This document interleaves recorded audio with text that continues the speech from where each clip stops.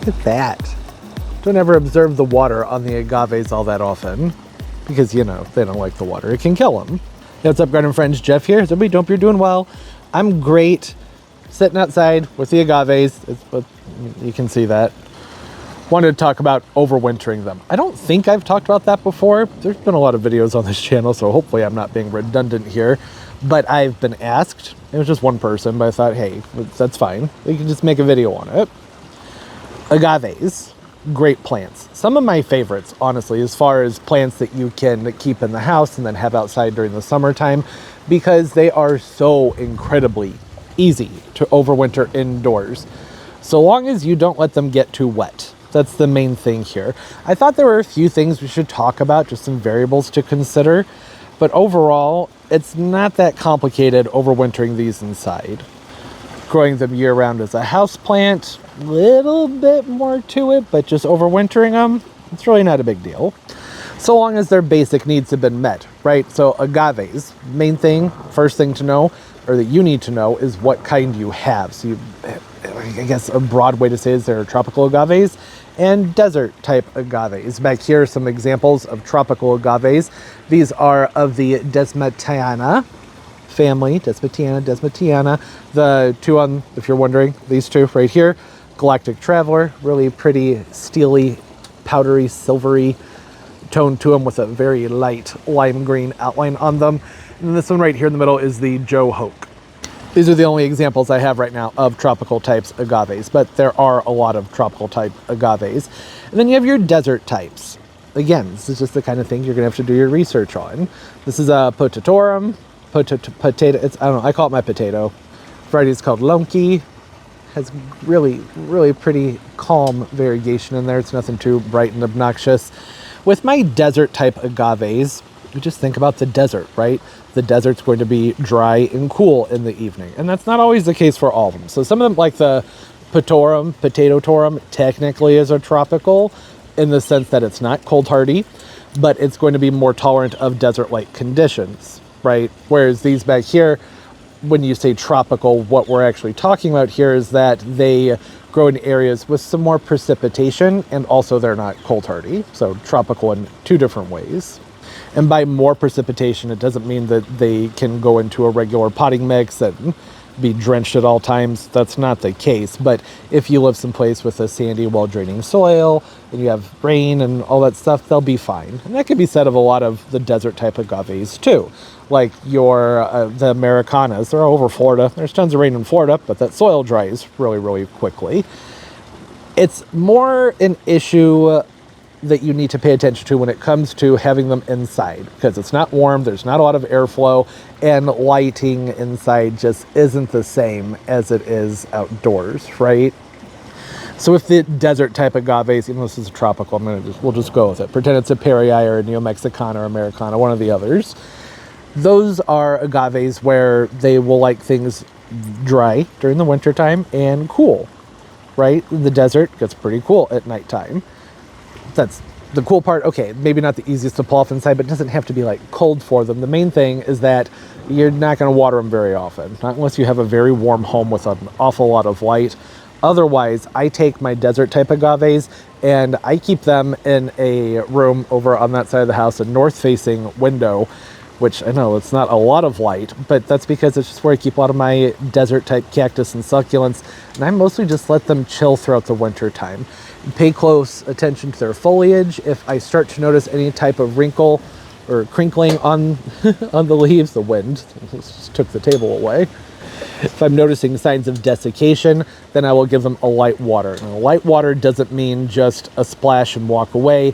I do want it to come out the bottom of the pot, but it's still not a heavy water. Never want them to sit in water. They'll rot and die. Don't let that happen.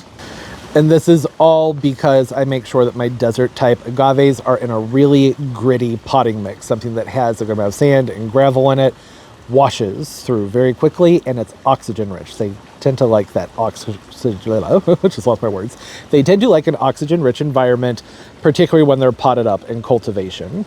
In the ground, agaves, that's a very broad term, but most of the desert type agaves are very accepting of poor soils. In fact, oftentimes will perform better in a poor soil than some that has a lot of organics in it. You can start to have issues with edema, root rot, and even crown rot on the plants if there's too much precipitation. But in a container, it's not the same environment, right? I've just noticed better success if things are nice and flowy and airy around the roots. Which makes sense, right? Because they need a well-draining soil. So oxygen and well-draining, it all goes together.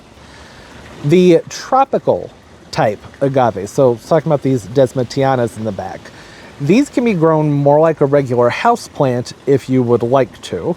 You can overwinter them, similar to what I was saying with the desert type agaves, where they're going someplace that's cool and dry and you're not, watering them all that often. I would say with the tropical type agaves, I maybe water them every 6 to 8 weeks, something like that. And that's because I'm keeping them in a location where there's not a lot of light, right? They're getting a few hours of filtered light throughout the day, but it's nothing like keeping them in a southwest facing window. That's what I was trying to say. When I have these in the southwest facing window, which would be like my garden window that I have in my kitchen over there, I'm going to be watering them more frequently because they're a tropical. They're not thinking about going dormant. They're getting a lot of light, so need to water them more often. And still, that's only for me like every 2 to 3 weeks, something like that I would give them a drink. And if you're growing some of the more cold tolerant desert types like the Hachensis ovatifolia, which isn't super cold tolerant, but it's fairly cold tolerant compared to some of the others, the Perrii, Neomexicana, any of those, they actually perform very well in cold frames if you have those. Even though they can take some frost, I would avoid it. You still want your cold frame to stay, above 35, somewhere in there. But those cooler temperatures and dry days, they just hang out and chill. You don't have to do anything special with them. Something I have to pay attention to because of the difference in the potting media, I mentioned this one being a very gravelly type of mixture, where it has the mix back here. How do I do this? This is going to be loud. I don't want to break y'all's ears. I also can't really grab the pot because things are really prickly and spiny.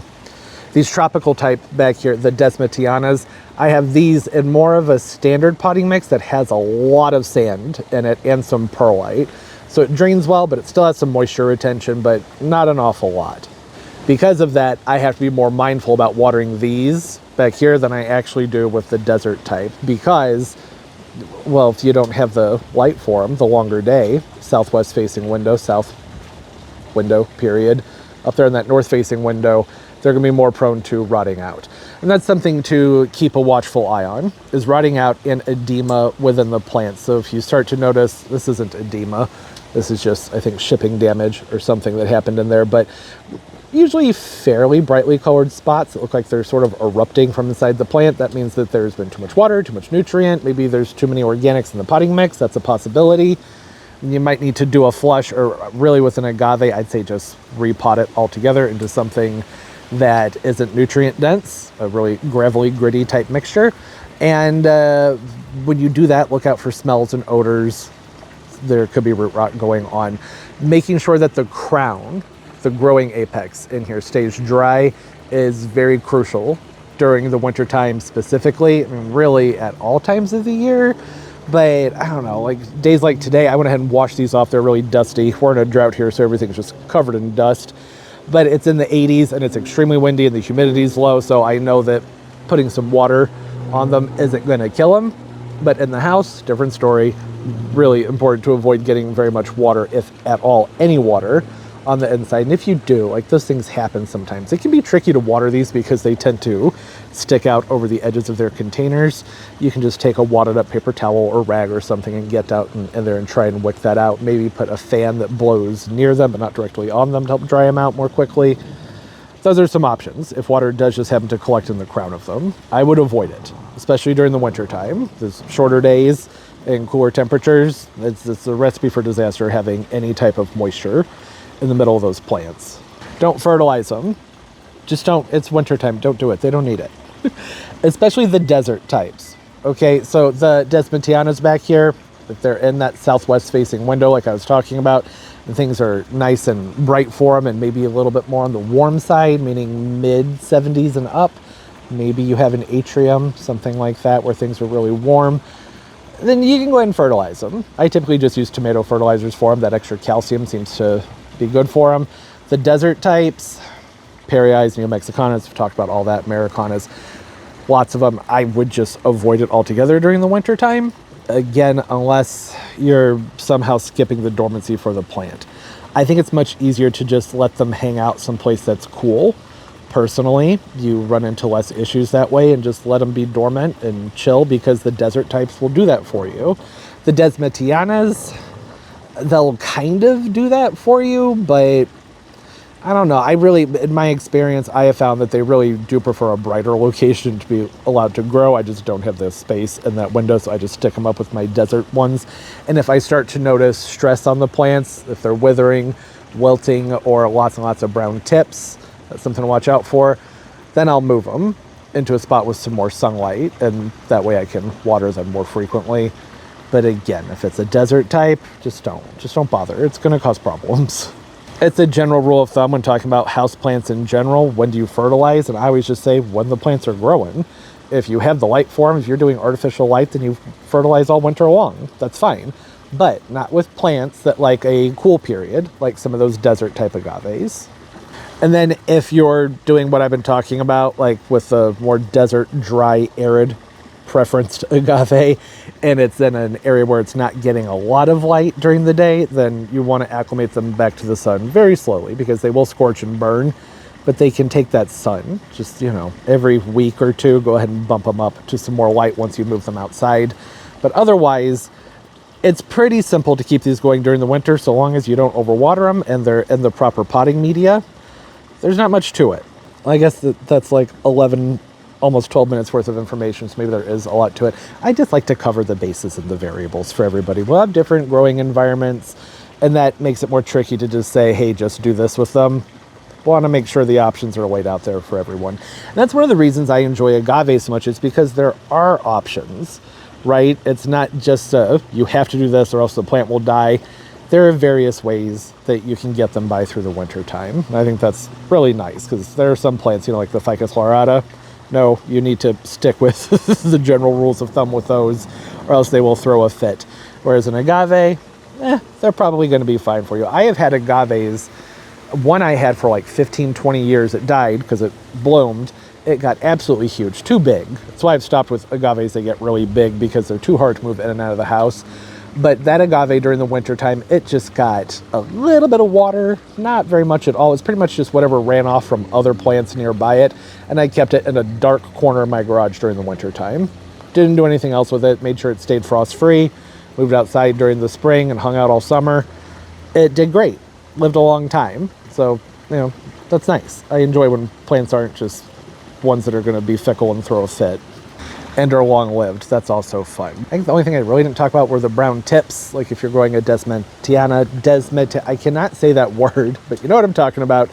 These up here, they come in lots of different variations in colors, usually about 3 feet high and about 3 feet wide. They have more of a flowy fountain type of growth to them, as opposed to more of a squat and wide growth to them. And they can take some more moisture and more humid tropical conditions. That's what I'm talking about. Any of those types of agaves, with those, you start to see the brown tips on them. Then the things to look out for are over or underwatering. Just check your soil. If it's wet, you're overwatering. If it's dry, you're underwatering. Potentially buildups of metals and salts can cause that issue as well. But when that happens, there's usually going to be some more yellowing in there, not just brown tips. And then strong drafts. You don't want air blasting on them. They're not going to appreciate that, and that will lead to brown tips also. With the agaves, they tend to have really nice tips when they come out. Like you can kind of see here. Don't know if it's going to want to focus, but there's a really nice, healthy looking tip, right? But because I prefer to grow them more on the dry side, they end up aging out to more of a brown, dry tip. And it doesn't bother me, but for some people, I know that it's an issue. If that's the case, maybe humidity, water, all those different variables, those are all things to think about. Chances are indoors, the culprit for brown tips is going to be airflow more than likely, or the plant being let to dry for just a little bit too long. I say that because humidity is rarely ever an issue with agaves, whether it's an arid desert type or a tropical type. They're not typically fickle about humidity. not fickle, finicky. That's the word I meant to use there. Finicky about humidity. Unless it's too much humidity. So I guess I shouldn't have said that. Too much humidity, and then you can have issues with the rot and everything. If you have a very humid environment that you're keeping these in during the wintertime, be very careful about how you're watering them. You may not need to water them at all if things are really humid and there's not a lot of light. General rule of thumb, the more light, the more warmth, the more water, the less light, less warmth, less water. Desert arid type agaves, you can get by with barely watering them at all during the winter time, so long as they aren't exposed to a lot of light and warmth. And even then, you want to be careful with the watering. Okay, that's everything. Tips, tricks, suggestions, always appreciated. What are some of your favorite types of agaves to grow? Are you experimenting with some of the more cold hardy types? Some of the fun variegated types, where you get them from? Plant Delights is my go-to for agaves. They have a huge selection specifically for the fun variegated ones and some of the less common types. All right, as always, and most importantly, everybody, keep on growing. Bye bye.